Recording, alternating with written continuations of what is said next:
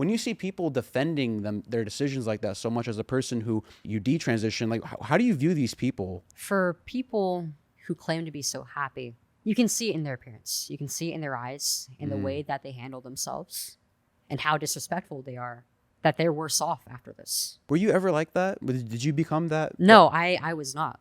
I was not. I was not like that at all. Well, I wasn't the activist type at first. When I first started transitioning, socially and medically, I actually was, I'd say, a little bit more conservative than both my mom and dad even were.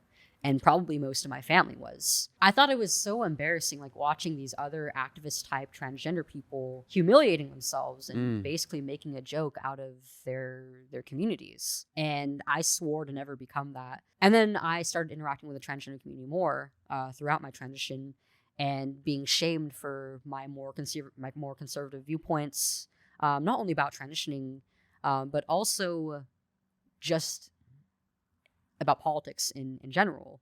If they were so happy about this, they wouldn't be acting as insecure as they do.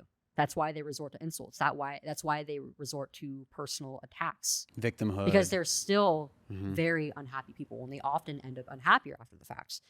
And some of the most militant people you'll see regarding transition are the ones who are really early on in the process, like just a year or so on hormones. Many of them haven't had surgery yet, or they're just fresh from surgery. And so they're still in that honeymoon period.